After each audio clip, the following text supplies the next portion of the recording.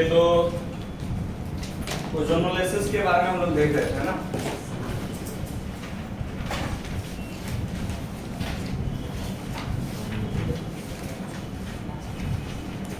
पहले तो ये टर्म को एकदम अच्छा से ध्यान से ड्रॉप करते हुए पढ़ो। ओजोनोलिसिस में मैंने बताया था आपको कि यदि आप एल्कीन ऑब्लिक एल्काइन, यहीं से मतलब हल्का सा बस बताए हैं लिहाइड कीटोन का प्रिपरेशन, यहाँ से ध्यान से सुनना है, तो छूटा हुआ है किसी से नोट से ले लीजिएगा।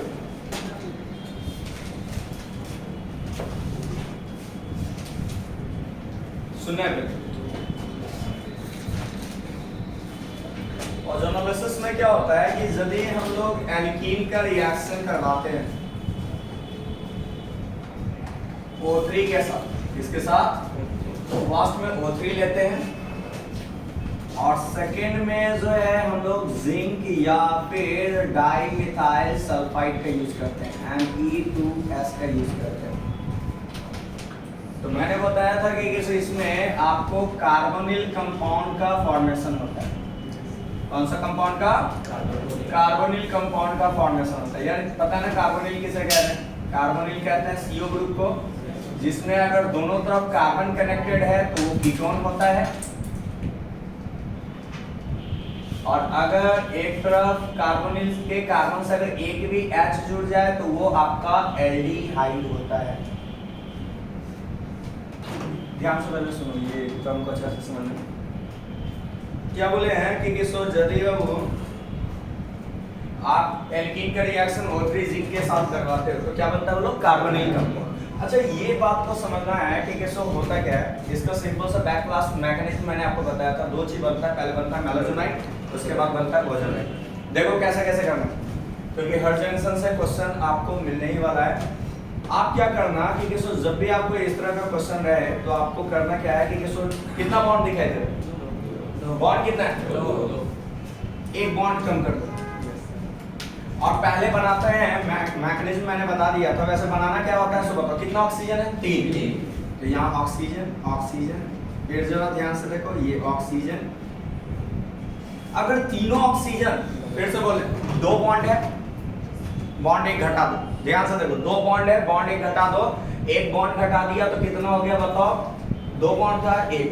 ऑक्सीजन कितना था? 3। तीनों ऑक्सीजन को इंसर्ट कर दिया। अगर तीनों ऑक्सीजन सेम साइड है तो इसका नाम होता है मैलोजोनाइड होता है। मैलोजोनाइड होता है। और आपको बता दें कि ये आपका अनस्टेबल फॉर्म होता है। कैसा होता है? अनस्टेबल होता है।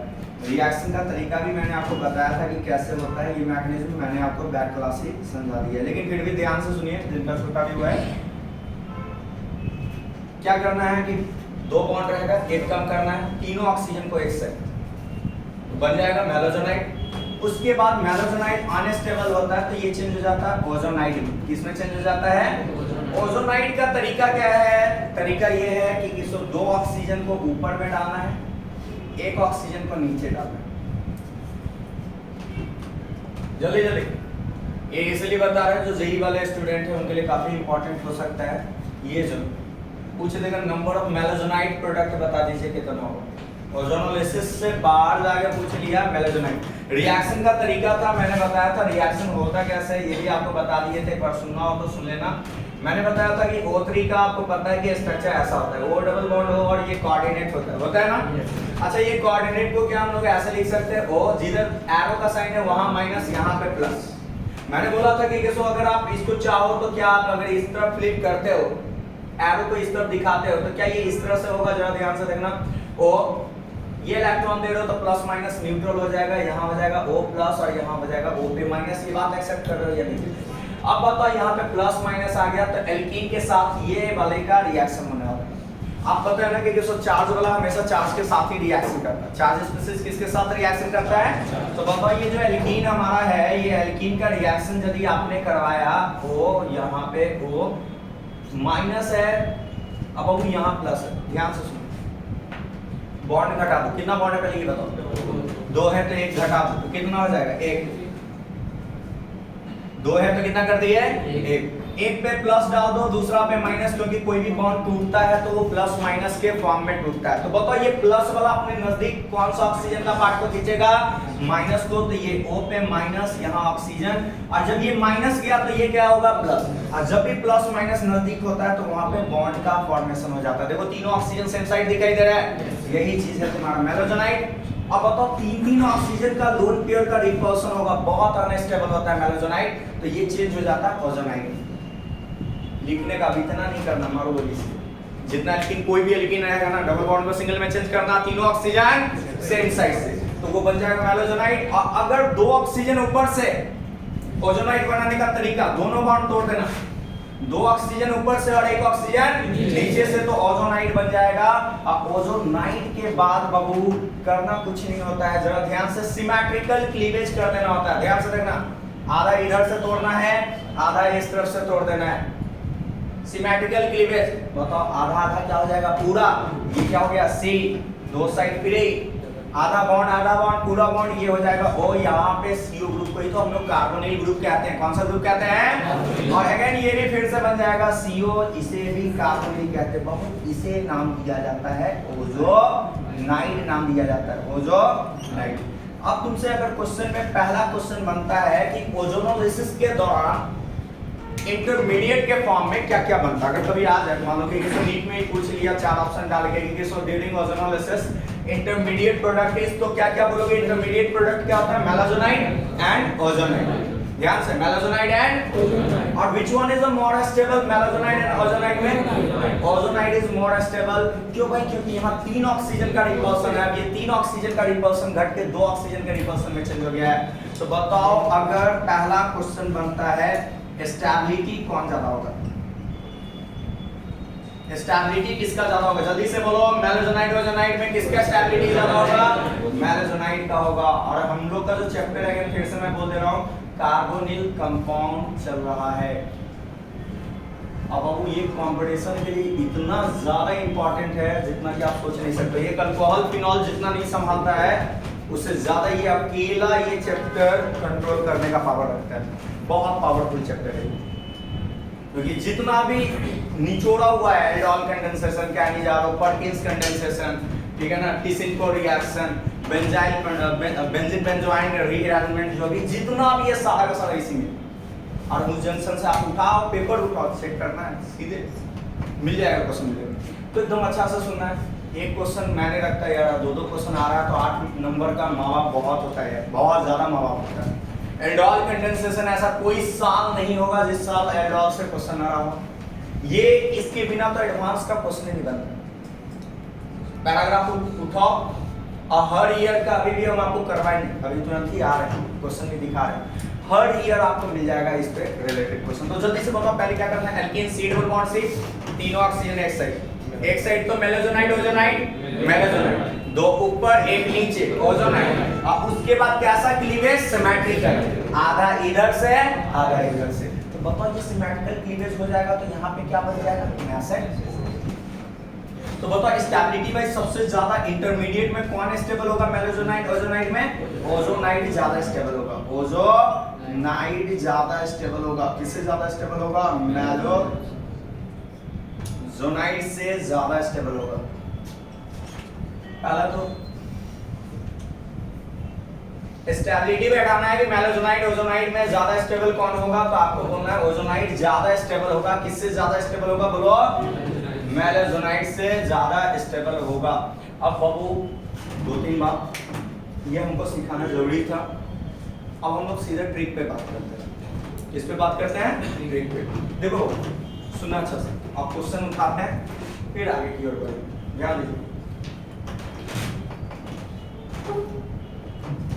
क्वेश्चन इस पे कुछ इस तरह से बनता है, जैसे कि मान लो कि कभी भी अगर आपको C डबल बॉन्ड C है और O3 के साथ बाबू या तो जिंक है या फिर डाइमिथाइल सल्फाइड है, Me2S है, तो ऐसे ओजोनोलिसिस का नाम होता है रिडक्टिव ओजोनोलिसिस होता है। कैसा होता है? बात समझने की कोशिश करो। देखो ये नेसेंट हो दे रहा है, नेसेंट तो इतना खतरनाक होता है कि अगर एल्डिहाइड मिल जाए तो उसे कार्बोक्सिलिक एसिड में चेंज कर देता है। अल्कोहल मिल जाए तो उसे एल्डिहाइड में चेंज कर, मतलब ऑक्सीडेशन करवा देता है। तो अगर ये नेसेंट हो रहा तो ये ऑक्सीडाइज कर देगा, तो नाम पड़ जाएगा ऑक्सीडेटिव। लेकिन अगर जिंक रहेगा ना, तो जिंक क्या करेगा, नेसेंट के साथ रिएक्ट करके ज़ेडानो में चेंज हो जाएगा। तो नेसेंट रहेगा नहीं तो ऑक्सीडाइज नहीं कर पाएगा। सुनो सुनो सुनो, क्लियर हो जाएगा। पहले सीधा जो बात बोल रहे हैं उसको सुनो। जिंक डाइमेथाइल सल्फाइड रहा, ओजोनोलिसिस का नाम क्या हो जाएगा, रिडक्टिव। अच्छा ये बताओ कि ओजोनोलिसिस के दौरान क्या छूट रहा था, यहाँ देखो नेसेंट O। ये जिंक क्या करेगा, नेसेंट O के साथ रिएक्ट करके चेंज हो जाएगा ZnO। तो जिंक के वजह से रिडक्टिव इसलिए है क्योंकि नेसेंट O रहेगा नहीं। अरे नेसेंट O रहेगा तो ऑक्सीडेशन होगा, ऑक्सीडेशन होगा तो नाम पड़ेगा ऑक्सीडेटिव। लेकिन नेसेंट O रहेगा ही नहीं तो ऑक्सीडेटिव कहां से, इसलिए नाम पड़ गया रिडक्टिव ओजोनोलिसिस। रिडक्टिव क्या बोलेंगे, ओजोनोलिसिस कहेंगे। अब तरीका क्या है वो समझिए, तरीका सिंपल सा है बाबू, ध्यान देना। बॉन्ड को तोड़ दो, इस बॉन्ड को तोड़ दो। तो बॉन्ड को तोड़ोगे तो देखो ये डबल बॉन्ड है, जैसे ही तोड़ोगे तो आधा आधा डबल बॉन्ड में बढ़ जाएगा। ये बात एक्सेप्ट कर रहे हो? जैसे ही आधा आधा डबल बॉन्ड में बढ़ जाएगा तो C आधा डबल बॉन्ड, फिर यहाँ देखो C आधा डबल बॉन्ड, और जो आधा आधा डबल बॉन्ड में बटा है दोनों आधा आधा डबल बॉन्ड को ऑक्सीजन ऑक्सीजन दे दो। बाबू बोल नहीं रहे, हम आपको कुछ देर में ही प्रूव करेंगे कि कितना ज्यादा इंपॉर्टेंट है ये। इस बार का पेपर उठाइएगा, ओजोनोलिसिस से गारंटी रहा होगा, और नहीं तो पहले ओजोनोलिसिस करवा के इंट्रामॉलिक्यूलर एल्डिहाइड कंडेंसेशन कराया होगा। पता है यू कहां तक पूछ सकता है, ये आइडिया है। या तो ओजोनोलिसिस करवाएगा carbonyl, intramolecular aldehyde, self aldehyde, cross aldehyde, cyano aldehyde करवा के प्रोडक्ट को बनाते हैं। पहले बताओ जल्दी से क्या करना क्या है। पहले जिंक मिला या नहीं मिला, मिला। डाइमेथाइल सल्फाइड मिला। अगर दोनों में से कोई भी मिला तो इस ओजोनोलिसिस का नाम क्या हो जाएगा, ऑक्सीडेटिव रिडक्टिव ओजोनोलिसिस हो जाएगा। और तरीका क्या है, बीच से बॉन्ड को कट करना है, आधा आधा जो डबल बॉन्ड रहेगा उसको ऑक्सीजन दे देना है। ये आपका ट्रिक है। अब अभी क्वेश्चन लेते हैं तो आपको और क्लियर होगा। अगला है बाबू कि दूसरा तरीका ये है कि आप क्या करो कि मान दो, प्लीज जरा ध्यान से देखिएगा, रिडक्टिव किसके प्रेजेंस में होता है। अगर कोई पूछेगा reductive ozonolysis occur with the help of या इन प्रेजेंस ऑफ किसके, जिंक या डाइमेथाइल सल्फाइड, डाइमेथाइल सल्फाइड के प्रेजेंस में।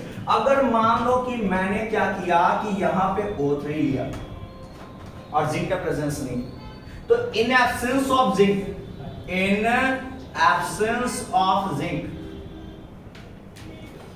ऑब्लिक डाइमेथाइल सल्फाइड और करके डाइमेथाइल सल्फाइड, भाई मेरे जिंक के प्रेजेंस में जब रिडक्टिव हो गया है तो जिंक नहीं रहेगा तो नेसेंट तो आवारा की तरफ मूव करते रहेगा, और आवारा कुत्ता की तरफ काट लेगा इसे और ऑक्सीडाइज करके किसमें चेंज कर देगा, कार्बोक्सिलिक एसिड में। तो अगर in absence of zinc oblique dimethyl sulphide nascent present रहेगा या नहीं रहेगा, ये बताओ। नेसेंट प्रेजेंट रहेगा, और रहेगा तो बाबू क्या होगा, पहले ये समझो, कार्बोनिल तो बनेगा ही, कार्बोनिल तो बनेगा ही, जैसे बनाए हो वैसे ही बनेगा। अब बताओ कार्बोनिल का कितना पार्ट होता है, दो पार्ट होता है, एक होता है एल्डिहाइड, दूसरा होता है कीटोन। एल्डिहाइड किसे कहते हैं, अगर कार्बोनिल के कार्बन से अगर हाइड्रोजन कनेक्टेड होता है तो वो एल्डिहाइड है, और कार्बोनिल के कार्बन से दोनों तरफ कार्बन कनेक्टेड हो तो वो कीटोन होता है। क्या होता है, अब जरा ध्यान से देखना, कार्बोनिल बनेगा। अब ऑक्सीडेटिव क्या क्यों पड़ा, सो जरा ध्यान से देखना। अगर तुमको बनने वाला प्रोडक्ट कीटोन है, यार कीटोन समझ में आ रहा है ना, कार्बोनिल के कार्बन से दोनों तरफ कार्बन कनेक्टेड होगा, तो कीटोन होगा तो नेसेंट O के साथ नो रिएक्शन। अभी ले रहे एग्जांपल ले रहे, क्लियर हो जाएगा, देखिएगा। और अगर तुमको एल्डिहाइड मिल रहा है, बहुत आसान सा, बहुत हद से ज्यादा आसान है, एल्डिहाइड मिल रहा है जस्ट लाइक RCOH मिल रहा है, तो नेसेंट O नहीं बक्सेगा।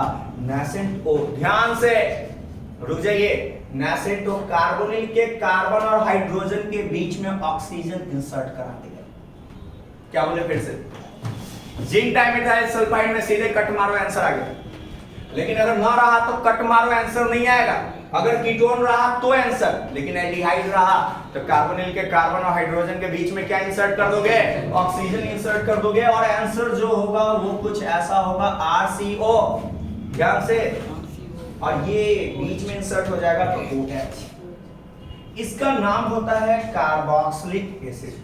कौन सा एसिड?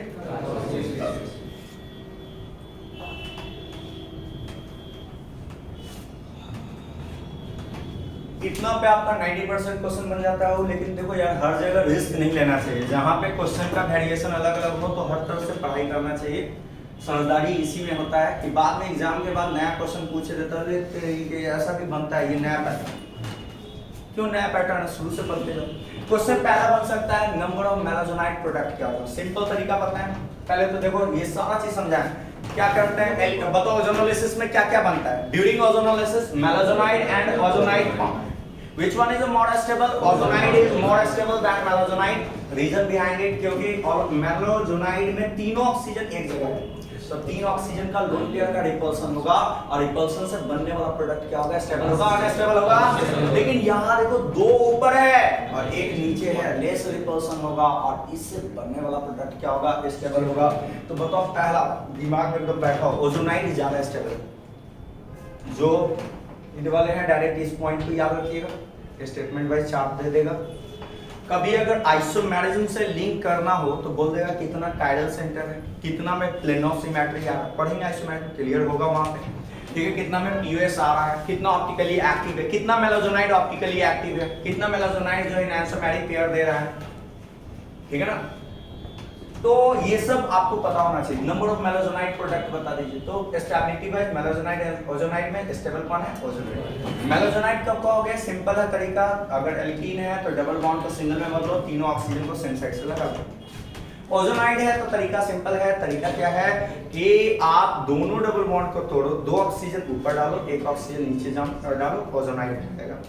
अब पहला तो दो मेलाजोनाइड ओजोनाइड के लिए इंफॉर्मेशन।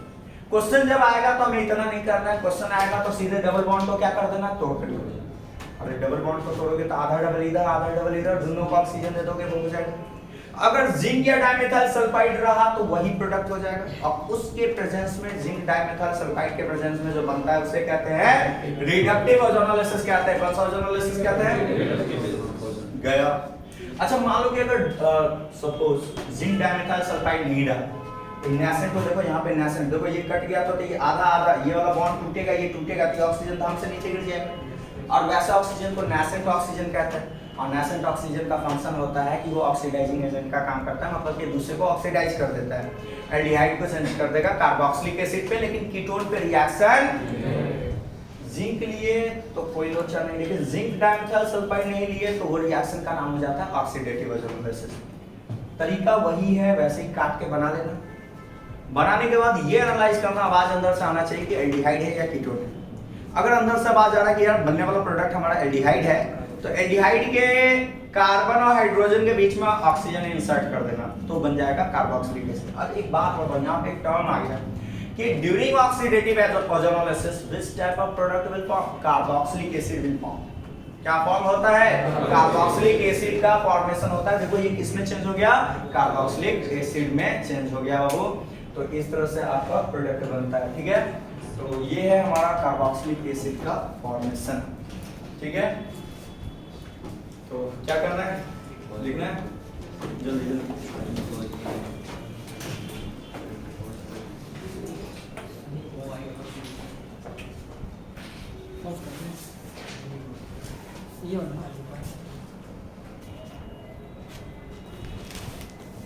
तो ये सब कुछ टर्म्स हो गया, ओजोनोलिसिस कैसे करना है नहीं करना है। अब वो आप बिना क्वेश्चन के आइडिया नहीं लगेगा। तो चलिए पहले क्वेश्चन देखते हैं, ढेर सारा क्वेश्चन देखेंगे, जैसे कि आइडिया आपका पूरा एकदम कॉन्सेप्ट क्लियर होते चला जाए। चलिए मिटाएं इसे।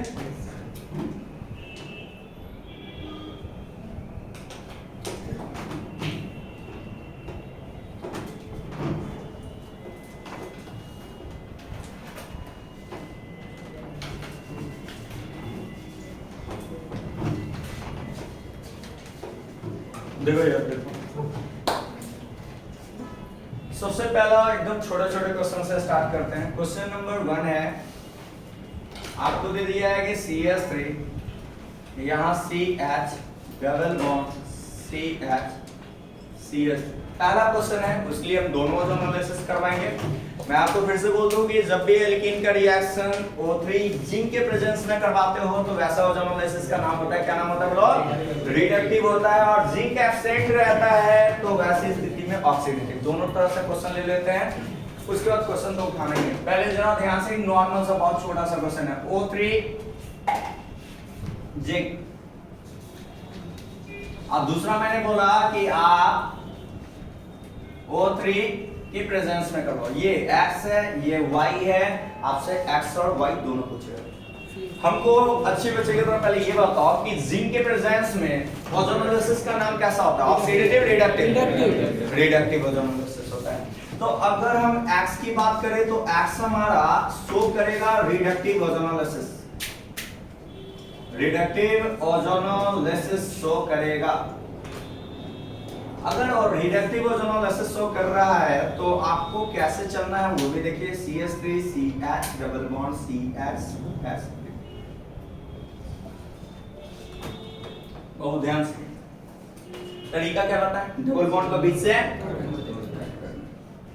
कर दिए, कट करते ही बता दो ये बनने वाला प्रोडक्ट होगा तुम्हारा CH3 CH, आधा डबल यहाँ, फिर डबल बॉन्ड आधा CH CH3। अगर मैं फिर से बोल रहा हूँ CH3 CH आधा डबल बॉन्ड, इधर देखो यहाँ, फिर आधा टूटा हुआ डबल बॉन्ड ये CH CH3। यार बोलो आया। और जो आधा डबल बॉन्ड है इसे ऑक्सीजन दे दो, हो गया। क्या बोले थे? रिडक्टिव में बस कट करके जो प्रोडक्ट आएगा वही तुम्हारा फाइनल प्रोडक्ट हो जाएगा। अब ये बताओ Y वाला जो टर्म है, Y ये जब Y है, क्या जिंक इसमें है? क्या ऑक्सीडेटिव होगा, रिडक्टिव होगा? ऑक्सीडेटिव ओजोन एनालिसिस होगा। मैंने बताया था सिंपल है, वो एल्कीन है, बीच से कट करना है।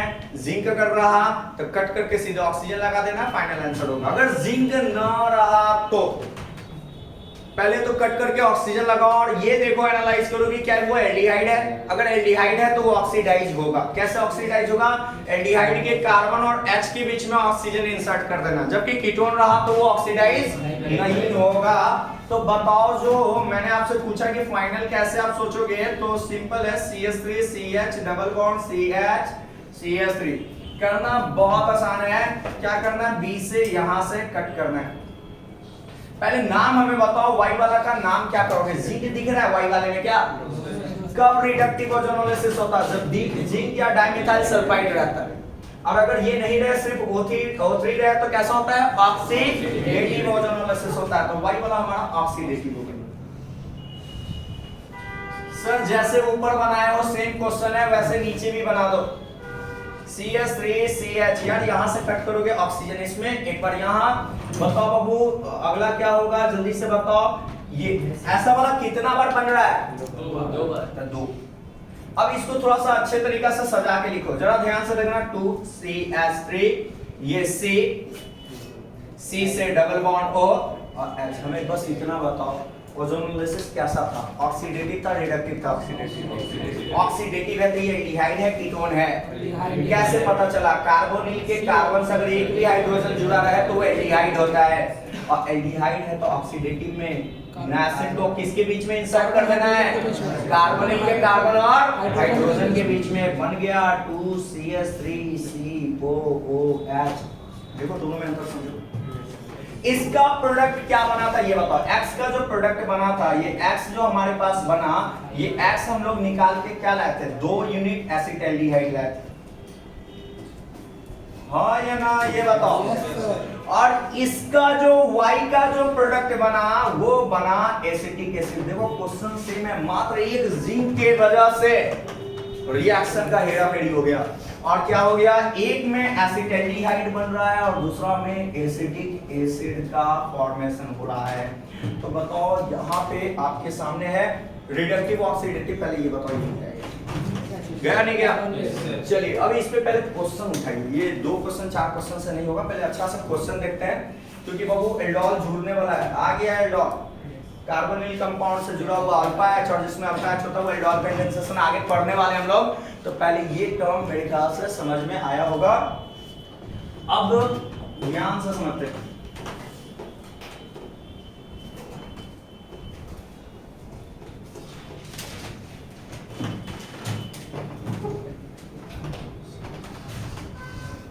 चलिए थोड़ा सा पीछे का कॉन्सेप्ट ना यूज करें तो मजा नहीं आता है, एक बार पीछे वाले कॉन्सेप्ट को थोड़ा सा मर्ज करते हैं, आपको भी अच्छा लगेगा। चलिए जरा ध्यान से देखिएगा क्वेश्चन।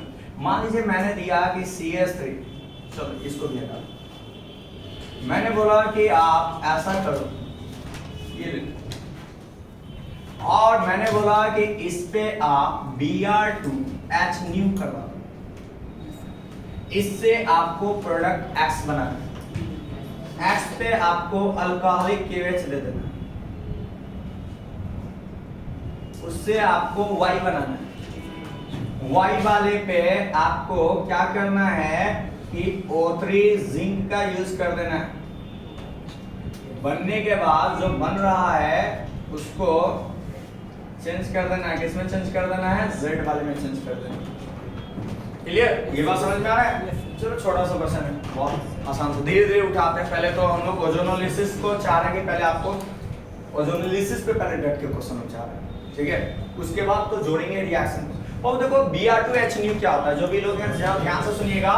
जब भी कोई हाइड्रोकार्बन है और हाइड्रोकार्बन पे मान लो कि R है, अल्केन है, कोई भी अल्केन सिस्टम है, RH है मान लो, और इस पे जैसे H2H न्यू का रिएक्शन करवाते हो तो सिंपल सा होता है, ये रिएक्शन को फोटो हैलोजेनेशन रिएक्शन कहते हैं। कौन सा कहते हैं? सिंपल तरीका होता है H को हटा के और इसमें X लगा देना तो बन जाता है RX, पहला तरीका। ऐसे रिएक्शन को फोटो हैलोजेनेशन कहते हैं। यहाँ X की जगह Br2 है, फोटो हैलोजेनेशन है। कहीं से भी यार कार्बन तो 4 बॉन्ड बनाता है, ये हाइड्रोजन है, कहीं पे भी H हटा के Br लगा दो, हमको तो सीधे बोलना है कि सर कोई भी कार्बन को पकड़ो तो ये सब कार्बन तो एक ही जैसा है, 2 degree 2 degree 2 degree all to all 2 degree आ रहा है। Actually photo halogenation reaction free radical से जाता है, उतना दिमाग नहीं लगाना। याद रखना कि हैलोजन वहां पे जोड़ना है जहां पे सबसे पहले हैलोजन जुड़ेगा 3 डिग्री में, फिर जुड़ेगा 2 डिग्री में, फिर जुड़ेगा 1। अब वो तो हर कार्बन यहाँ 2 डिग्री है, तो आप खुद हमें बताओ कि अगर आपने Br2H न्यू लिया है तो कोई भी एक जगह Br जोड़, हाँ या ना? ये रिएक्शन फोटो हैलोजेनेशन। अब बताओ अल्कोहलिक KOH लिए हो, अल्कोहलिक KOH से हम लोग पढ़े हैं रिएक्शन होता है A2। कौन सा होता है? A2। अब बताना ये हैलोजन जिस कार्बन पे उसे अल्फा और उसके बगल वाला हाइड्रोजन को बीटा।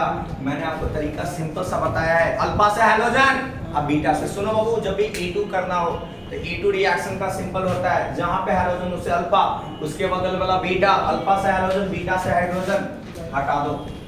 हटाओगे तो जैसे ही बॉन्ड टूटेगा, ये चूंकि अल्काइल हैलाइड में मैंने आपको पढ़ाया था एल्कीन का फॉर्मेशन हो जाएगा। किसका फॉर्मेशन हो जाएगा? आप देखो 3 जिंक आ गया। तुम खुद बताओ 3 जिंक क्या करने वाला है? ऑक्सीडेटिव रिडक्टिव ओजोनोलिसिस करेगा। वो 3 जिंक से, क्योंकि मैंने आपको बताया जिंक और डाइमेथाइल सल्फाइड के प्रेजेंस में कैसा ओजोनोलिसिस होता है? रिडक्टिव। अब विदाउट जिंक के प्रेजेंस में ऑक्सीडेटिव।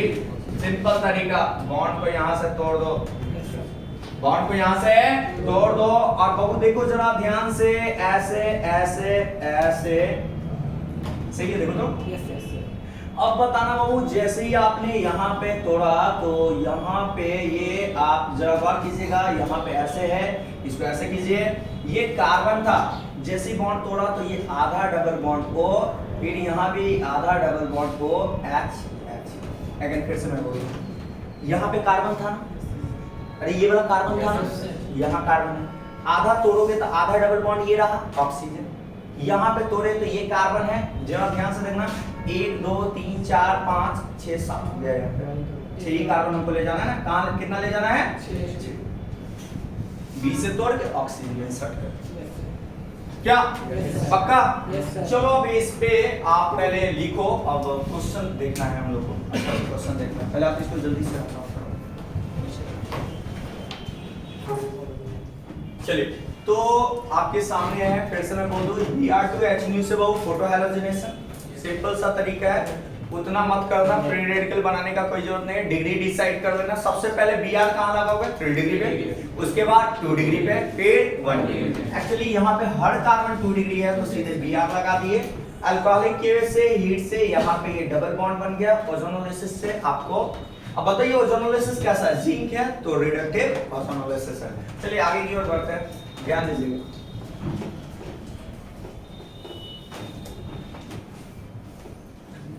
अब ध्यान से समझना है, मान लो कि मैंने यहाँ पे आपको ऐसा कहा कि भाई एक काम करना आपको CH3C, यहाँ CH3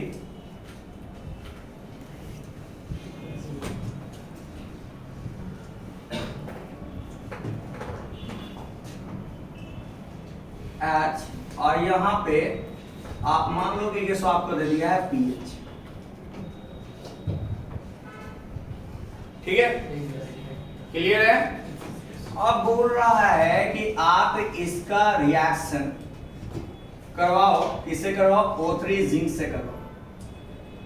थोड़ा सा चेन रिएक्शन को थोड़ा कंट्रोल करने में फायदा है, क्योंकि फिर चेन रिएक्शन में हम लोग मेन जो मुद्दा है उस पर बात नहीं कर पाएंगे, ठीक है। तो अभी हम लोग का मेन मुद्दा क्या है, इसको फॉलो करना।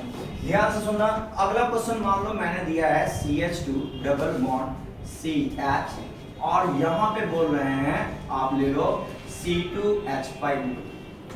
मैंने बोला कि इसका रिएक्शन आपको करवाना है O3 से, ठीक है ना। अगला मान लो कि मैंने ऐसा बोला कि आपको यहाँ पे इस तरह से चलना है,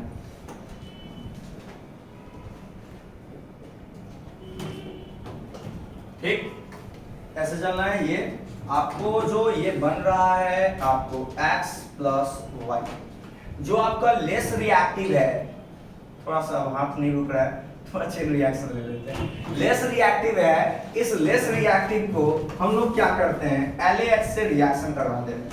LAH से रिएक्शन करवाते ही बनने वाला जो प्रोडक्ट होगा वो Z होगा। Z पे हमने यहाँ डार्जन प्रोसेस का यूज कर दिया है SOCl2, बनने वाला प्रोडक्ट हमारा Z के बाद A होगा। A वाले पे हमने क्या किया, सीधे आपको जैसे ये A बना, A वाले पे हम लोग क्या कर रहे हैं, H2SO4 हीट कर रहे हैं, बनने वाला प्रोडक्ट B होगा। B वाले पे हम लोग अगेन सिलियम हीट कर रहे हैं, सिलियम हीट, बनने वाला C होगा। C वाले पे हमने क्या किया, Na लिक्विड अमोनिया यूज कर दिया, बनने वाला प्रोडक्ट D होगा। छोटा सा क्वेश्चन है, थोड़ा जल्दी देख लेंगे हम लोग, ठीक है ना। तो आइए जरा ध्यान से देखते हैं एक एक करके क्वेश्चन को। ठीक है, ये तो बात समझ में आया, ठीक है, ऐसा सब। मान लो अगला क्वेश्चन ऐसा ले रहे हैं,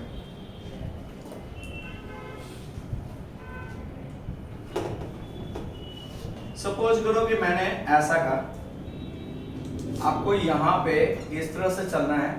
मैंने बोला कि ये है, फिर यहाँ पे आपका बबू, और ये दे के हमने बोला कि आपको क्या करना है, O3 जिंक लेना है, क्योंकि अभी कार्बोक्सिलिक एसिड का हीटिंग इफेक्ट नहीं पड़ेगा, तभी फिलहाल यहीं पे रोकना होगा। ये बात समझ में आया। चलिए अब जरा ध्यान से सुनिएगा, पहले इतना कोई जगह को क्वेश्चन तो बना लिया, ठीक है ना। चलिए इतना देख लेते हैं, फिर क्वेश्चन उठाते हैं, ठीक है ना, एक एक करके क्वेश्चन उठाते हैं। अच्छा क्वेश्चन देखते चलेंगे, ध्यान से देखिए। अभी तो क्वेश्चन स्टार्ट ही होते हैं, तो छोटा छोटा क्वेश्चन, बच्चा वाला क्वेश्चन। ध्यान से देखो क्या करना है। अगर ये मान लो कि क्वेश्चन है, ये क्वेश्चन नंबर 1 है, 2 है, 3 है, 4 है, छोटा छोटा क्वेश्चन है। तो पहले आपको करना क्या है, 4 क्वेश्चन है, पहले आराम से अच्छा से क्वेश्चन आपको लिख लेना है। और जरा ध्यान से देखो, अगर मैं बात करूं क्वेश्चन नंबर 1 की बात कर रहा हूं, अंदर से आवाज आना चाहिए, जिंक दिखते ही ऑक्सीडेटिव रिडक्टिव, सीधे बॉन्ड को कट करना है। कौन सा बॉन्ड को कट करना है, डबल बॉन्ड को कट करके दोनों के बीच में ऑक्सीजन लगा देना है। रिडक्टिव है तो कोई लफड़ा ही नहीं है, जो बनाओगे ऑक्सीजन के बाद वही आंसर हो जाएगा। चलिए फटाफट अब ये ओनली काम कीजिए, जरा ध्यान दीजिएगा। ये डबल बॉन्ड को कट की है, तो कट करने के बाद आएगा CH3C double bond O CH3। हम आशा रखते हैं ये बात आपको समझ में आया होगा। यहां से कट करोगे, यहां ऑक्सीजन लगाओगे तो CO CH3 CH3, और अगला यहां ऑक्सीजन लगाओगे तो ये हो जाएगा PHCOH। बोलो यस सर। पक्का? Yes sir. फाइनल आंसर हो गया? क्या इसमें फर्दर कुछ होगा क्या? क्यों नहीं होगा? क्योंकि रिडक्टिव ओजोनोलिसिस से कट करने के बाद ऑक्सीजन लगाओगे, वही तुम्हारा फाइनल आंसर हो जाएगा। ये क्वेश्चन नंबर 1 है। बहुत जरा ध्यान से क्वेश्चन नंबर 2। यार इसमें अगर किसी को दिक्कत है तो बोलो, फिर से समझाएंगे। अगेन ये बॉन्ड आधा कट किए, ऑक्सीजन यहाँ यहाँ, तो पहले तो बनेगा CH3C CH3O CH3C CH3O, और एक बार ये वाला कार्बोनिल के कार्बन पे वो लगेगा तो COHPH। बोल दो यार। अब जरा ध्यान से देखो, अगर आपने यहाँ पे ये वाला क्वेश्चन को ले लो, आपके पास है CH2 double bond CH C2H5। बहुत इंपॉर्टेंट है, बार बार बोल रहे हैं, ओजोनोलिसिस के साथ कॉम्प्रोमाइज तो करना ही मत, ठीक है ना? आप करते जो आप बोल रहे हैं, ये बोल रहे प्रूफ होने वाला है, बोल के नहीं निकालेंगे, क्योंकि सीरीज जो आप लोगों का क्वेश्चन का सीरीज होने वाला है, वहां से आपको खुद ही आइडिया लग जाएगा कि कितना है। नहीं धड़ाधड़ मेन से एडवांस का धड़ाधड़ आपसे निकलते जाएगा, आप खुद बनाओगे, उसमें मेरा सपोर्ट नहीं चाहिए। मेरा जितना सपोर्ट करना हम कर दिए, आपके सामने रखेंगे, मात्र मेरा प्रेजेंस रहेगा, बनाएंगे और आपको फास्टनेस सिखाएंगे कि कितना फास्ट कर बनना तो है, फास्ट कितना। देखिए धड़ाधड़ कैसे आता है। 4 क्वेश्चन है, 4 ऑप्शन है, 4 को देख के बिना कलम चलाए टिक आउट करके कैसे भागेंगे, ये सब सीखेंगे क्वेश्चन के सीरीज के थ्रू। आ ही रहा है, अब तो समय आ चला। खैर बताओ O3 है, O3 बताओ जिंक है क्या इसमें? नहीं है। Oxidative reductive, oxidative. ऑक्सीडेटिव में क्या कट करने के बाद ऑक्सीजन लगाने के बाद क्या वही प्रोडक्ट रहता है क्या? नहीं। पहले देखना है कि अगर एल्डिहाइड होगा तो उसका ऑक्सीडेशन होगा, कीटोन होगा तो नहीं होगा। आइए कितना टाइम ही लगेगा इसे देख लेते हैं। यहां से कट कर दिए। आप हमें बताओ, ये कार्बन पे 2 हाइड्रोजन है, 2 हाइड्रोजन लगा दिए, बोलो यार। और ये ऑक्सीजन यहाँ पे ऐड कर दो, ये this one is a formaldehyde. Again आप जरा यहाँ पे देखो, आपको बनने वाला जो प्रोडक्ट है आपका C2H5, यहाँ C, यहाँ H, यहाँ O। देख के लग रहा है सर कि ये ओजोनोलिसिस हमारा ऑक्सीडेटिव ओजोनोलिसिस है, ऑक्सीडेटिव ओजोनोलिसिस है। ऑक्सीडेटिव ओजोनोलिसिस से क्या होता है पहले ये बताओ। ऑक्सीडेटिव ओजोनोलिसिस नासेंट O का सोर्स होता है। किसका सोर्स होता है? नासेंट O के वजह से ये नासेंट O प्रोवाइड कर देता है। जैसे प्रोवाइड करता है तो ये इसके बीच में जाके इंसर्ट हो जाएगा, तो ये हो जाएगा HCOOH। बोलो कितने को बुझाएगा नहीं कि किसको कैसे, हम आपको दोनों तरीका बताएंगे, क्योंकि हम लोग के पास कॉन्सेप्ट है तो कॉन्सेप्ट जिंदाबाद। पहले एक बात बताओ आपको, ऐसे नॉर्मल कॉन्सेप्ट से चलते हो तो फॉर्मिक एसिड अनस्टेबल होता है, वो ब्रेक डाउन कर जाता है वाटर प्लस CO2 में। अब रिवर्स ओजोनोलिसिस में एक टर्म आने वाला है, बैठा के रखिए। अभी ओजोनोलिसिस का पहला टाइप ही पढ़े हो आप, नॉर्मल ओजोनोलिसिस, उसके बाद रिवर्स ओजोनोलिसिस भी आएगा। पहले बताओ ये समझ में आया नहीं आया? जब भी कभी फॉर्मिक एसिड बनेगा, याद रखना फॉर्मिक एसिड कभी भी इस फॉर्म में नहीं रहेगा, और ना आप कभी क्वेश्चन वाले से ये आशा रखिए कि आपको इस फॉर्म में आंसर दिया हुआ होगा। वो इस फॉर्म में ना देके याद रखना बाबू कि फॉर्मिक एसिड अनस्टेबल होता है, तो अनस्टेबल होता है तो ये टूट जाएगा। कैसे टूट जाएगा बताओ? H2O plus CO2 में टूट जाता है। सर नहीं मानेंगे, कैसे किया हमको नहीं, तो चलो नहीं मानोगे तो तुमको मनवाते हैं। हम कैसे मनाते हैं देखो, बताओ यहाँ पे कितना हाइड्रोजन था, ये बताओ।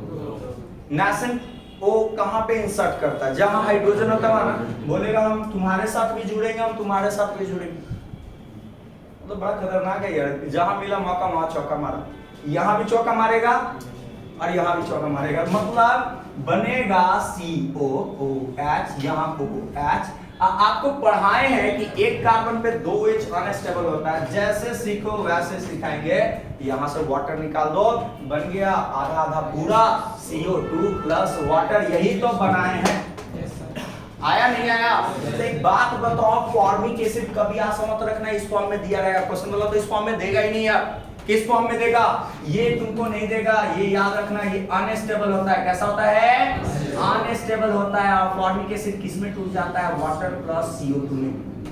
पहला तो एक और अच्छा बन गया, इसी क्वेश्चन को चाहेगा तो इनऑर्गेनिक से लिंक कर देगा, बोल देगा कि ये बन रहा है, इसमें लाइम वाटर पास करवा दिए, बताइए क्या होगा, और एक्सेस में पास करवा दिए तो क्या होगा, लाइम वाटर पास करवाएंगे तो मिल्कीनेस आ जाएगा, CaCO3 का टर्बिडिटी आ जाएगा, और एक्सेस में पास करवाएंगे तो टर्बिडिटी फिर से डिसअपियर हो जाएगा।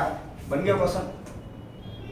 चल कहां रहा है, ऑर्गेनिक में, जुड़ कहां रहा है इनऑर्गेनिक से, ठीक है। तो लिंक बहुत खतरनाक चीज होता है, ये क्लियर ना। अब बताओ यहाँ पे ये बोलेगा यार सिर्फ उस पे ध्यान दे रहे हो, हम पे भी ध्यान दो, तो बोलेगा कि एक एक कर करके सब पे ध्यान देंगे। अब बताओ यार ये कार्बोनिल के कार्बन से सिर्फ एक ही हाइड्रोजन है, इधर क्या हाइड्रोजन है क्या, नहीं। हमने क्या बोला था कि जो एल्डिहाइड वाला, जो कार्बोनिल का कार्बन से जो हाइड्रोजन है उसके बीच में ऑक्सीजन लगाना है, आप लगा दो उसके बीच में ऑक्सीजन, जैसे ही लगाओगे बनेगा प्रोडक्ट C2H5, यहाँ COOH। आंसर बताओ जल्दी से, कोई दिक्कत है तो जल्दी बोलो। ये आपका फाइनल आंसर है। मतलब बहुत आइडिया लग रहा है, लग क्या रहा है, लग ये रहा है सर कि कभी भी अगर ऑक्सीडेटिव ओजोनोलिसिस होगा उस दौरान अगर एल्डिहाइड बना तो उसका ऑक्सीडेशन होगा, ऑक्सीडेशन हो गई किसमें जाएगा बोलो, कार्बोक्सिलिक एसिड, और कीटोन रहा तो उसका ऑक्सीडेशन नहीं होगा। चलो एक छोटा सा क्वेश्चन ये भी है, इसको भी देखते हैं, लेकिन जगह चाहिए मैं नीचे वाला तो क्या आप लोग का ये हो गया क्या क्वेश्चन, पहले आप लोग जल्दी से करो इसको।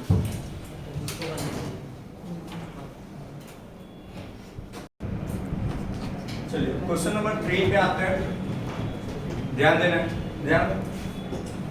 थर्ड नंबर क्वेश्चन में जरा ध्यान से देखिएगा, जो आपका थर्ड नंबर क्वेश्चन है कैसे आपको उससे प्रोसीड करना है उसकी बात करते हैं। देखो थर्ड नंबर क्वेश्चन में पहले बोल रहा है O3 जिंक लेना है, देखते ही लग रहा है ऑक्सीडेटिव होगा रिडक्टिव होगा, रिडक्टिव होगा। तो चलो क्वेश्चन नंबर थर्ड की बात करते हैं, ध्यान से देखिएगा।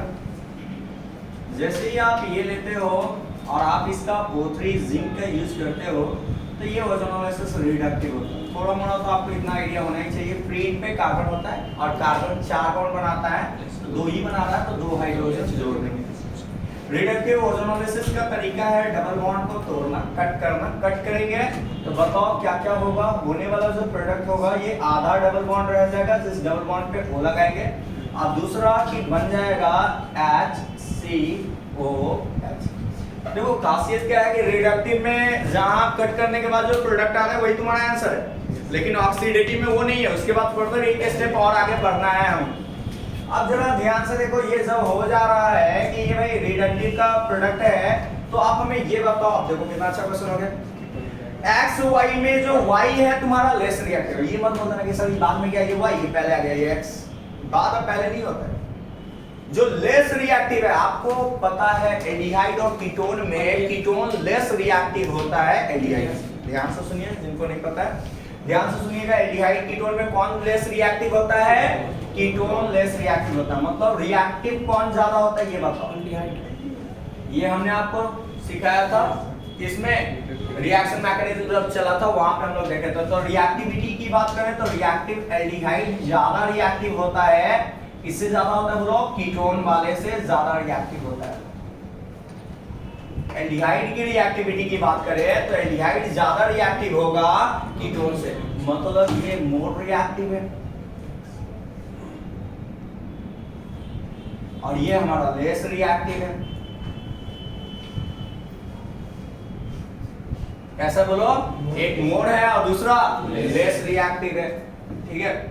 चलो अच्छी बात है। अब जरा ध्यान से देख के बताओ, अगर ऐसा हो गया है तो आप क्या करोगे, इस वाले क्वेश्चन में ध्यान से देखना, ध्यान दो। किसके साथ LAH का रिएक्शन हुआ, मोर के साथ या लेस वाले के साथ? तो सब हमारा ये होगा Y, ये होगा हमारा X।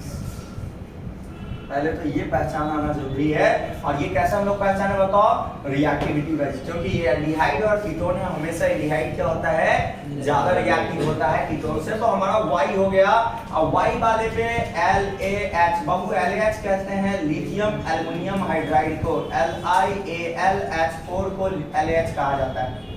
शॉर्ट में LAH का पूरा क्या है बोलो, LiLH4 को क्या लिखा जाता है, LAH। मैंने आपको ये अल्कोहल में सिखाया था कि जब भी LAH रहे, ध्यान से सुनिए, जहां जहां जो एक्स्ट्रा पॉइंट बताते हैं उसको कहीं भी नोट करना है। जैसे ये वाला पॉइंट नोट कर लेना है। अब वैसे ही आपको अगला पॉइंट ये याद रखना है कि जैसे ही LAH रहा तो CO वाला जो ग्रुप है, CO वाला ग्रुप है, CO वाले ग्रुप का ऑक्सीजन हटा के HH चेंज कर देना। किसमें चेंज कर देना? तो कार्बोनिल के कार्बन को भी H दे देना और ऑक्सीजन को भी H दे देना। अगेन फिर से बोल रहे हैं, कार्बोनिल के कार्बन को जनरली दिया जाता है LAH का H और ऑक्सीजन को दिया जाता है वाटर। खैर अभी कुछ नहीं, सीधा भी ज्यादा मत जानो, सीधे जाना कि LAH रहेगा तो LAH में करना क्या है, लिथियम एल्युमिनियम हाइड्राइड में कार्बोनिल के कार्बन को भी H, ऑक्सीजन को भी H। हमने आपको पढ़ाया था कार्बोनिल के कार्बन को H आता है लिथियम वाले पार्ट से और ऑक्सीजन को H आता है किससे? वाटर के पार्ट से। किसके पार्ट से? अभी ज्यादा नहीं जाना, सीधे अल्कोहल में बदलना। बताओ LAH किस में बदल देगा? अल्कोहल, इसको भी H, ऑक्सीजन को भी H। बताओ क्या हो जाएगा, जल्दी से देख के बताओ। जैसे ही H दोगे तो ये हो जाएगा OH और यहाँ भी H।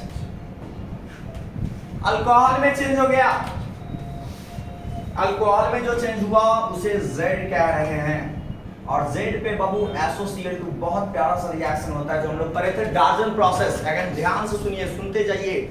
जब भी OH रहा और SOCl2 रहा, ध्यान से सुनिए, जब भी OH रहा और SOCl2 रहा तो SOCl2 OH को Cl में बदल देता है। किसमें बदल देता है? तो बताओ ये हो जाएगा तुम्हारा H2SO4 हीट। अब जरा ध्यान से देखना, अगर H2SO4 हीट है, अल्कोहलिक KOH बोलता तो E2 से जाता। H2SO4 है, स्ट्रॉन्ग बेस नहीं है, तो क्या बोलेंगे, मैकेनिज्म हमारा E1 होगा और E1 होगा तो Cl हटा के और इसके बीच में डबल बॉन्ड, जहां पे कार्बन है उसे अल्फा, ये वाला बीटा। एक्चुअली कार्बोकेटायन बनता है E1 में, लेकिन यहाँ पे कार्बोकेटायन बनाने से भी कोई फायदा नहीं है क्योंकि बनेगा फिर शिफ्ट तो करोगे नहीं, 2 डिग्री आ ही रहेगा प्लस। तो सिंपल अल्फा से हाइड्रोजन, बीटा से हाइड्रोजन हटा के एक डबल बॉन्ड बना देंगे। सेलेनियम हीट बेंजीन में बदल देता है। मैंने आपको बताया था, ध्यान से सुनिएगा, सुनिए पहले, सब पॉइंट इंपॉर्टेंट है। अगर एक डबल बॉन्ड हो या 2 डबल बॉन्ड हो, एक भी डबल बॉन्ड 6 मेंबर रिंग पे है और सेलेनियम हीट डालोगे तो वो कंप्लीट बेंजीन में बदल जाता है। किस में बदल जाता है? बेंजीन में बदल जाता है। और Na लिक्विड अमोनिया, ये कौन सा रिडक्शन है जल्दी बताओ? बर्च रिडक्शन है। कौन सा रिडक्शन है? बर्च रिडक्शन है। और बर्च रिडक्शन से बनने वाला प्रोडक्ट आपको पता है कैसे आप प्रोडक्ट बनाओगे, जल्दी बताओ।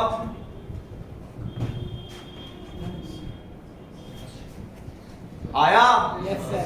तो ये कुछ छोटा छोटा सा क्वेश्चन है और इसी के साथ हमारा आंसर हो गया। जल्दी से बताइए, Z था, ये आपका SOCl2 से A बना, H2SO4 हीट से B बना, B पे सेलेनियम हीट से C बना, Na लिक्विड अमोनिया से D बना। चलिए यहाँ पे जगह थोड़ा सा एडजस्ट कर दें। O3 जिंक है, O3 जिंक है। अब एक काम करो यार, O3 जिंक बहुत ले लिए, थोड़ा सा इसमें चेंजिंग करते हैं। ऐसे करो, क्वेश्चन को थोड़ा सा चेंज कर लेते हैं, इसी को यहाँ पे ऐसे कर दिया। O3 ही ले लिया मैंने। क्या ले लिया? O3। अब तरीका क्या है आपके सामने, मैंने बोला ही है कि ये प्रीहीट पे कार्बन होता है यार। क्या होता है? कार्बन। तो ये CH2 होगा। मैंने बोला है कि बीच से बॉन्ड को तोड़ना है, तो ये डबल बॉन्ड को भी तोड़ा, ये भी डबल बॉन्ड को तोड़ा, हाँ या ना? Yes sir. अब जैसे ही तोड़ा तो बाबू बताओ क्या क्या होगा, ये पहले बताओ। पहले ओजोनोलिसिस का नाम बताओ। Oxidative, reductive. कैसे पता चला ऑक्सीडेटिव? जिंक ना रहे तो ऑक्सीडेटिव, रहा तो रिडक्टिव। तो बताओ यहाँ पे होगा ऑक्सीडेटिव ओजोनोलिसिस। ऑक्सीडेटिव का तरीका क्या है ये बताओ। H देखो ये कार्बन पे क्या है? H है 2, आधा तोड़ा तो यहाँ पे क्या लग जाएगा? Double bond. फिर जो टूटा वो जरा ध्यान से देखो, ये आधा डबल बॉन्ड, यहाँ पर बाबू O,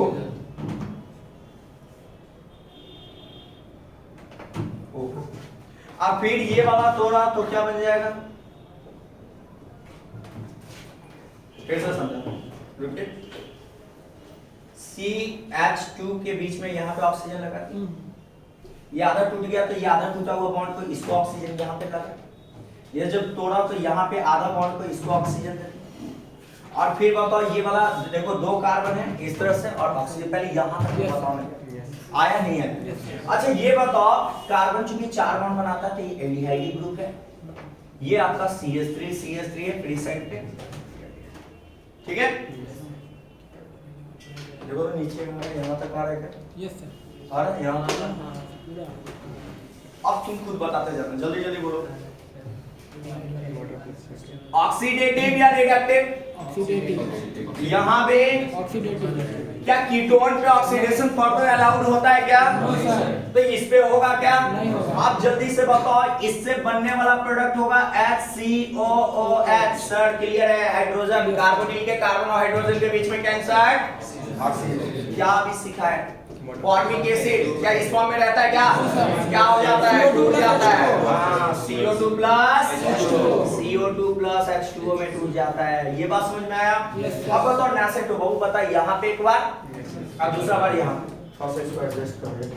जब बताना तो यहाँ पे क्या होगा जरा गौर करना, ये ऐसे, ये ऐसे, ये कार्बोनिल है, ऑक्सीजन, हाइड्रोजन के बीच में ऑक्सीजन इंसर्ट करेंगे तो ये OH, कार्बोनिल है, हाइड्रोजन के बीच में ऑक्सीजन इंसर्ट करेंगे। देखो क्या क्या मिला, सो देखो इसमें का पूछ लेगा कि फॉलोइंग प्रोडक्ट बताओ। CO2 मिलेगा, वाटर मिलेगा, ये दो डाइकार्बोक्सिलिक एसिड मिलेगा और एसीटोन का फॉर्मेशन होगा। ये बात क्लियर हुआ?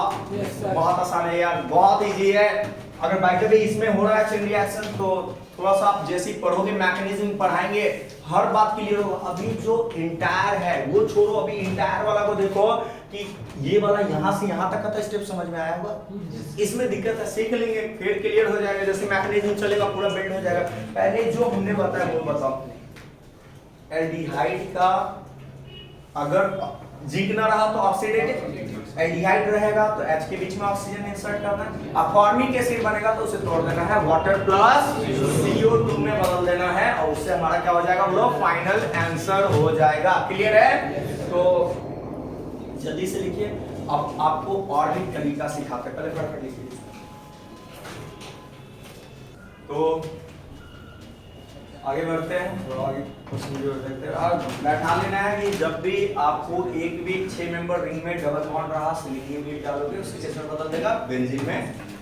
और सोडियम एन लिक्विड अमोनिया को बर्च रिडक्शन कहा जाता है। बर्च रिडक्शन से बेंजीन में क्या करना है कि अगर डबल बॉन्ड इधर है तो उसके पैरेलल अगला डबल इस तरफ, तो ठीक है ना। और रिडक्शन का मैंने बताया भी था, एक्टिवेटर होगा तो क्या होगा, डीएक्टिवेटर होगा तो क्या होगा। तो नॉर्मल सा क्वेश्चन था, चलिए ध्यान दीजिएगा, समझिए अच्छा से।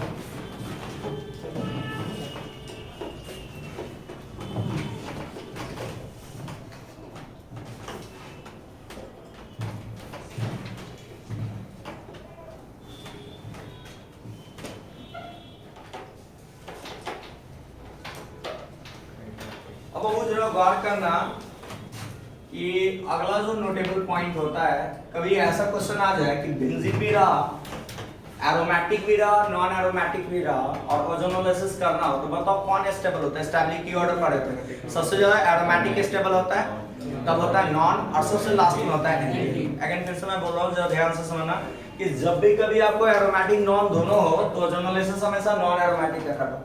और साधारण लैंग्वेज में बोले तो अगर बेंजीन हो और उसके ऊपर डबल बॉन्ड हो तो बेंजीन का ओजोनोलिसिस नहीं होगा, क्योंकि बेंजीन आपका कैसा कंपाउंड होगा? एरोमेटिक कंपाउंड होगा और एरोमेटिक वाले का ओजोनोलिसिस नहीं होता है। तो ध्यान से समझिएगा।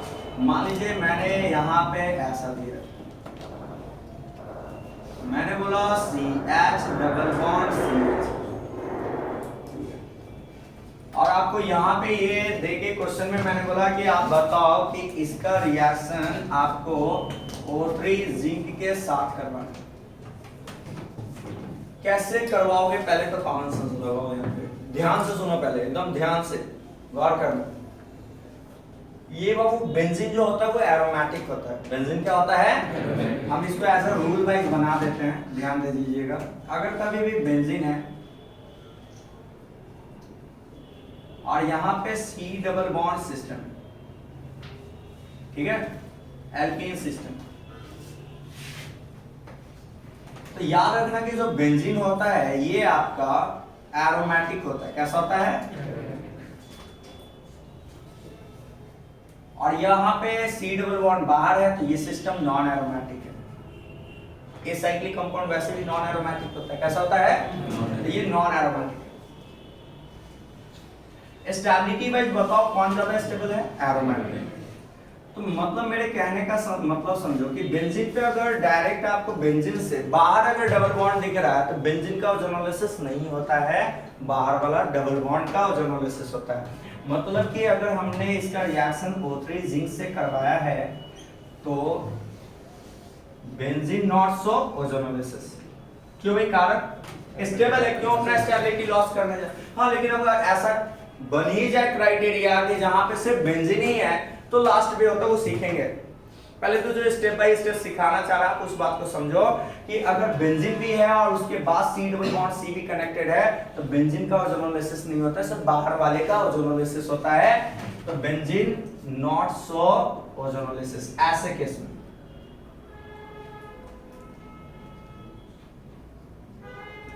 क्या कहना चाह रहे हैं बात समझिएगा। मान लीजिए कि मैंने ऐसा दिया है सब कुछ,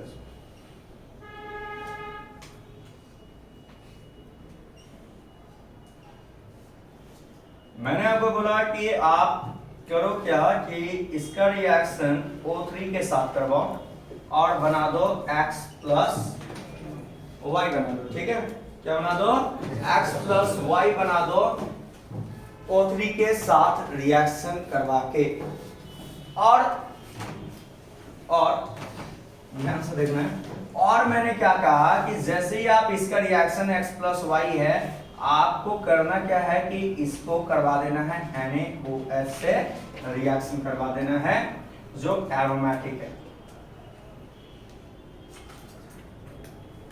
एरोमेटिक वाला का NaOH से रिएक्शन करवाना है और बताना है कि क्या ये रिएक्शन फिजिबल होगा या नहीं होगा, ये बताना है। ध्यान से समझना, ठीक है?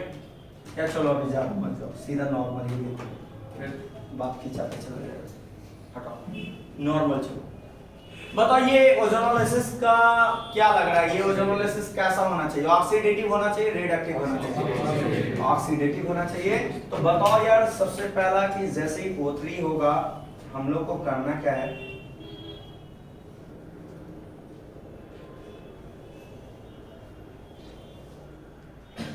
अब देखो डबल बॉन्ड बेंजीन में भी आ रहा है। मैंने बोला कि बेंजीन के अलावा अगर बाहर डबल बॉन्ड हो तो बेंजीन का ओजोनोलिसिस नहीं होता है। होता है क्या? कहां वाला का ओजोनोलिसिस होता है? बाहर वाला या अंदर वाला? बाहर। बेंजीन का नहीं होगा क्योंकि बेंजीन एरोमेटिक है और एरोमेटिक कंपाउंड अगर एरोमेटिक नॉन दोनों हो तो ओजोनोलिसिस फर्स्ट प्रायोरिटी किसको देते हैं? नॉन को। यार एरोमेटिक स्टेबल है, काहेगा अपना स्टेबिलिटी लॉस करना चाहेगा यार। तो बताओ सिंपल है कि ये डबल बॉन्ड है। आप हमसे बोल सकते थे सर यहां से कट करो ऑक्सीजन ऑक्सीजन, यहां से कट करो ऑक्सीजन ऑक्सीजन, यहां से कट करो ऑक्सीजन। नहीं करना। क्यों नहीं करना? स्टेबल है, एरोमेटिक है। तो करना क्या होगा? ये वाला बॉन्ड को कट करना। जैसे ही कट करोगे, कट करने के बाद बताओ जल्दी से गौर से देखो और यहाँ पे बताओ C, यहाँ O, यहाँ H। क्या ये बात समझ में है? आधा टूटेगा, डबल बॉन्ड हो लगेगा H। और बताओ क्या होगा? यहाँ H, यहाँ C, यहाँ OH। जैसे ही आपने इस पे NaOH का NaOH है थोड़ा ऑक्सीडेटिव है तो नेसेंट होगा। नेसेंट O क्या करेगा कि जो COH वाला H है इसके बीच में जुड़ जाएगा और इसे चेंज कर देगा COOH। बोलो। और ये वाला में अगेन इसमें भी जुड़ के और इसे चेंज कर देगा फॉर्मिक एसिड। अब मैंने बताया फॉर्मिक एसिड अनस्टेबल होता है जो किस में बदल जाता है? H2O प्लस फाइनल प्रोडक्ट आपके सामने। बताओ इसका फाइनल प्रोडक्ट क्या होगा? Formic acid water CO। Clear है? तो बाबू इस तरह से एकदम बैठा लेना, कभी भी ऐसा नहीं कि आवेश में आके बेंजीनों को मारते चले जाना ओजोनोलिसिस। याद रखना यार अगर बेंजीन के साथ C डबल बॉन्ड जुड़ा हुआ है तो वैसी स्थिति में बेंजीन वाले का ओजोनोलिसिस होता है नहीं होता है? अब आइए हम लोग बात करेंगे ओजोनोलिसिस ऑफ एरोमेटिक कंपाउंड मतलब बेंजीन वाले का।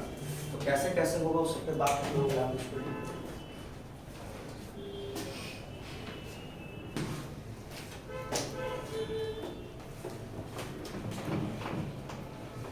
गौर कीजिएगा, तो क्या दिमाग में रखना है, जल्दी बोलो। अगर बेंजीन भी है और बाहर डबल बॉन्ड, ओजोनोलिसिस किसको अलाउड करेगा, बाहर वाला या बेंजीन वाला। क्यों बाहर वाला, बेंजीन वाला क्यों नहीं, बेंजीन एरोमेटिक है और एरोमेटिक स्टेबल होता है तो उसका ओजोनोलिसिस नहीं होता है। होता है क्या, नहीं होता है। अब जरा ध्यान से समझिए, गौर से देखिएगा।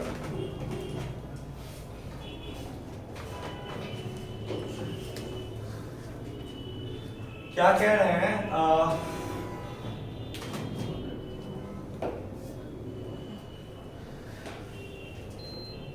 अगर मान लो कि क्वेश्चन आपको ऐसा दिया हो,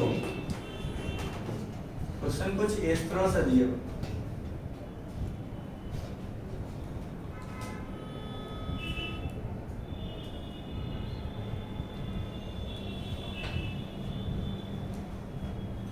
CS3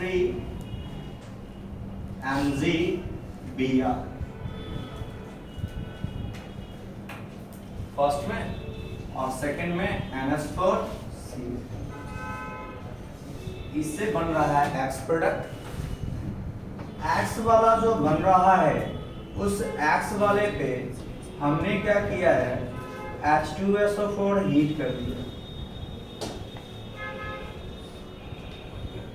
या अगर H2SO4 हीट अगर तुमको अच्छा ना लग रहा हो तो THO2 ले, E1CB मैकेनिज्म चला जाएगा, डिहाइड्रेशन ऑफ अल्कोहल। ठीक है, डिहाइड्रेशन ऑफ अल्कोहल THO2 ले लिया, हीट कर दिया, इससे बन गया है हमारा प्रोडक्ट Y। Y पे मैंने क्या किया कि O3 जिंक का यूज कर दिया। जिंक नहीं करते, मजा नहीं है, O3 का यूज करते हैं। किसका यूज करते हैं, तो जो बन रहा है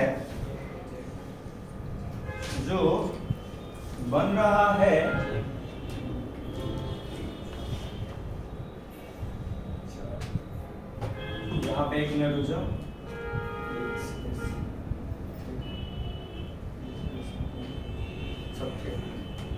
अब जरा ध्यान से देखना, यहाँ पे O3 का जो रिएक्शन करवा रहे हो तो बना दिए हो A प्लस भी नहीं, हम सीधा बोले प्रोडक्ट। क्या बन रहा है, अब प्रोडक्ट को अगर आपने हीट किया है तो ये प्रोडक्ट सेकंड बन गया। ठीक है, ये प्रोडक्ट 1 है और इस प्रोडक्ट का नाम है प्रोडक्ट 2। तो बताना कि क्या करना होगा। पहले तो यार एक बात बताओ, ग्रीनार्ड रिएजेंट से रिएक्शन करवा रहे हो कार्बोनिल का, बाबू जरा ध्यान से समझना, ऐसे रिएक्शन को न्यूक्लियोफिलिक एडिशन रिएक्शन कहते हैं। और ये सब मैंने आपको रिएक्शन मैकेनिज्म में बहुत डिटेल में पढ़ाया है। कौन सा रिएक्शन कहते हैं, न्यूक्लियोफिलिक एडिशन रिएक्शन। कोई बात नहीं भी आ रहा हो तो जरा ध्यान से देखना, करना क्या होता है, CS3 माइनस का काम करता है। अब जरा गौर करना, गौर करोगे दिखाई देगा, ऑक्सीजन मोर इलेक्ट्रोनेगेटिव है डेल्टा माइनस और कार्बन लेस है तो डेल्टा प्लस। बताओ ये माइनस ग्रीनार्ड रिएजेंट जो होता है CS3 MgBr को ग्रीनार्ड रिएजेंट कहा जाता है। ये CS3 माइनस MgBr प्लस के फॉर्म में एग्जिस्ट करता है। ये माइनस वाला अटैक कहां पे करेगा, प्लस वाले पे, माइनस वाले पे। ये यहां पे अटैक करके ये इधर की ओर मूव कर जाएगा। जैसे ही मूव करेगा बता दो फाइनली क्या होगा, ये होगा O पे माइनस और यहां होगा CS, O पे माइनस और यहाँ हो जाएगा CS3 और CS3 के बाद बाबू अगर THO2 ले लेते हो तो पानी फिर जाएगा, क्योंकि E1CB मैकेनिज्म में कार्बन आयन बनता है।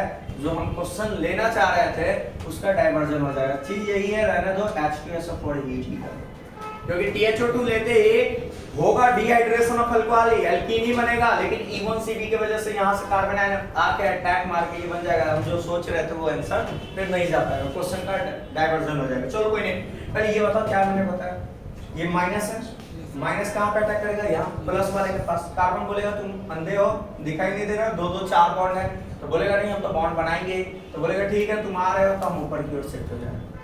ये ऊपर की ओर शिफ्ट हो जाएगा तो O पे माइनस और ये बॉन्ड बना लिया। अब देखो चार ही है। NH4Cl H+ का सोर्स होता है, ये H+ NH4Cl से H+ आएगा और ये H+ इसे दे देगा तो जो बनेगा वो कुछ ऐसा बनेगा, OH और यहाँ बनेगा CH।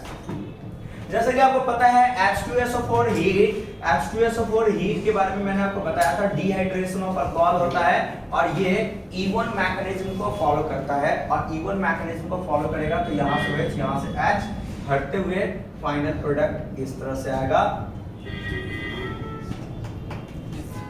आ रहा है ना रे? Yes sir. हाँ ना भी आ रहा है तो उसका ध्यान से सुनाने लगेगा, ठीक है? दया दृष्टि चलना स्टार्ट हो जाएगा। अब जरा ध्यान से देखो, एक बात बताओ, O3 बताओ ऑक्सीडेटिव है रिडक्टिव है? मैं ये बता दो, ऑक्सीडेटिव है रिडक्टिव है?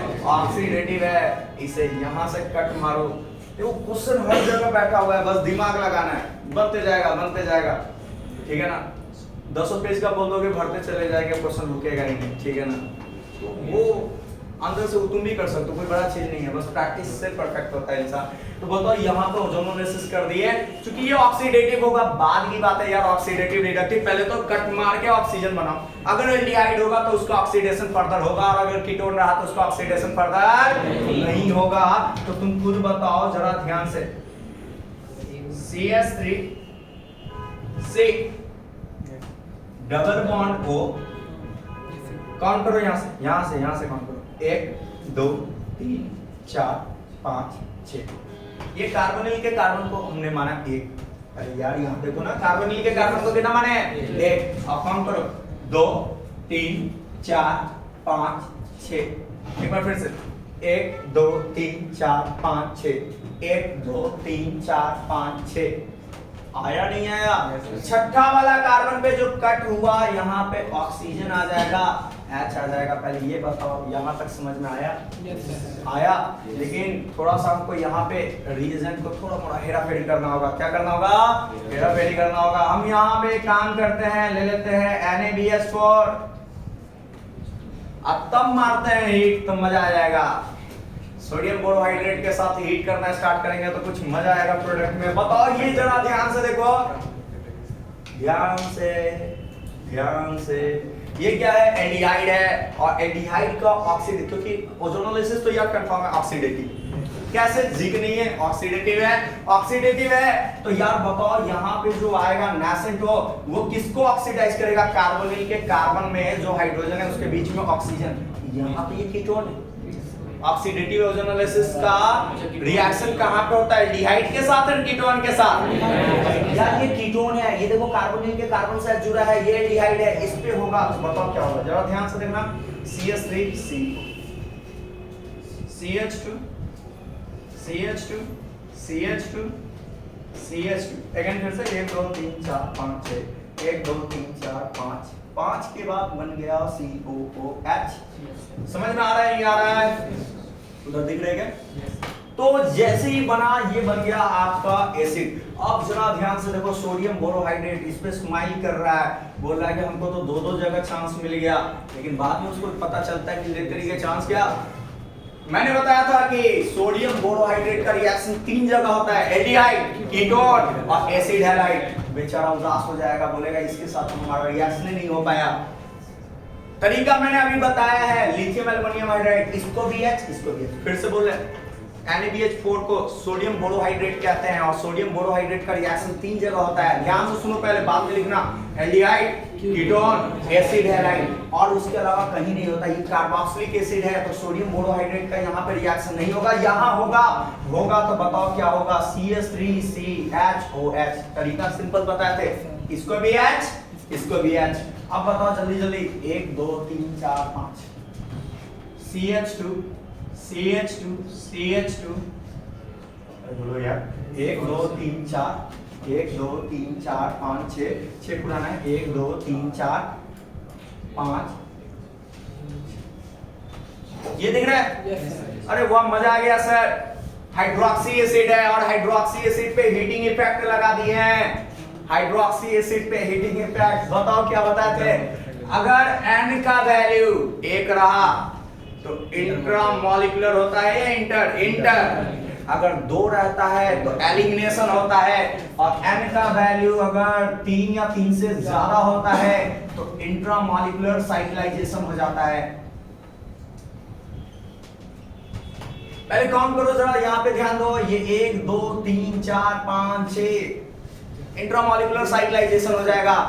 याद रखना, सुनो, जब भी एसिड अल्कोहल रहा हीट करोगे और अगर इंट्रामॉलिक्यूलर साइक्लाइजेशन होगा, मैंने क्या बताया था याद है ना, कि अगर N का वैल्यू, हाइड्रोक्सी एसिड में 2 बात हो जाता है, एक ही कार्बन पे OH और COOH रहता है तो 2 मॉलिक्यूल मिला के वाटर हटाते हैं, COOH से क्या लेते हैं, OH और अल्कोहल का H निकाल देते हैं। अभी अगर 3 से ज्यादा, 3 या 3 से ज्यादा है तो वैसी स्थिति में इंट्रामॉलिक्यूलर रिएक्शन हो जाएगा। कैसा हो जाएगा, इंट्रामॉलिक्यूलर रिएक्शन हो जाएगा। जल्दी से बताओ, हीटिंग इफेक्ट मैंने आपको सिखाया था, एसिड का OH, अल्कोहल का H, भाई साहब गए बाहर, हो गया 1 2 3 4 5 6 और ये हो गया 7। अब बन गया ये नया नया ताजा ताजा प्रोडक्ट। बताओ जल्दी से क्या बनेगा, यहाँ जरा ध्यान से देखो, ये डबल बॉन्ड हो, ये ऑक्सीजन, अरे वाह। अब जरा ध्यान से गौर करना, नंबरिंग करो यार, बचपन में किए थे भूल गए। 1 2 3 4 5 6 और यहाँ क्या हो गया, 7 हो गया। ऑक्सीजन को 7 मान रहे हो, बताओ कार्बोनिल के कार्बन को 1 2 3 4 5 6 एंड 7, छठा पोजीशन पे CH3 है। सुपर क्वेश्चन, लाजवाब तैयार का क्वेश्चन।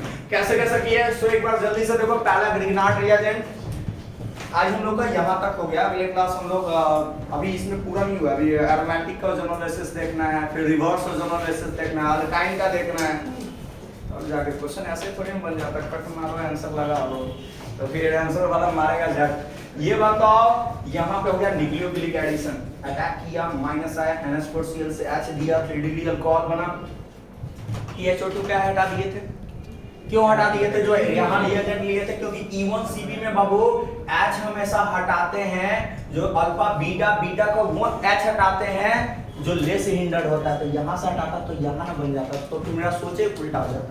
जो हम आगे जो रिएक्शन सोचे हुए थे वो रिएक्शन में हो जाता तबाही।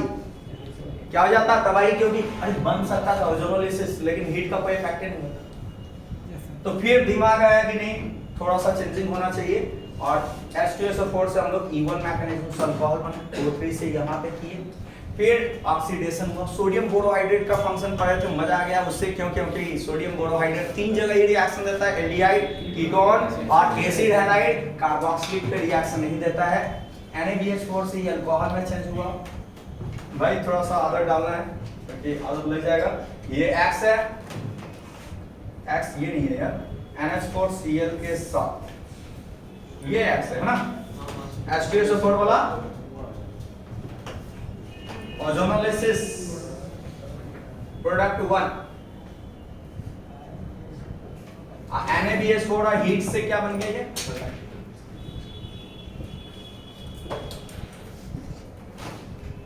कैप्रोलैक्टम टाइप का कंपाउंड का फॉर्मेशन हो गया है, ठीक है ना। जब नायलॉन पॉलीमर पढ़ोगे तो नायलॉन 6 ये सब के बारे में पढ़ोगे, कैसे होता नहीं होता वो पॉलीमराइजेशन में देखेंगे। पहले आप इसको लिख लीजिए, आपका क्वेश्चन यहाँ से यहाँ तक, ठीक है। और आज के लिए इतना ही, तब तक के लिए नमस्कार सर। वहाँ पे सर एलिएट से रिएक्ट करवाते हैं, वहाँ पे तब हो जाता है, तो सर इंट्रामॉलिक्यूलर साइक्लाइजेशन करवाते हैं। आप यहाँ भी होता है, यहाँ भी सर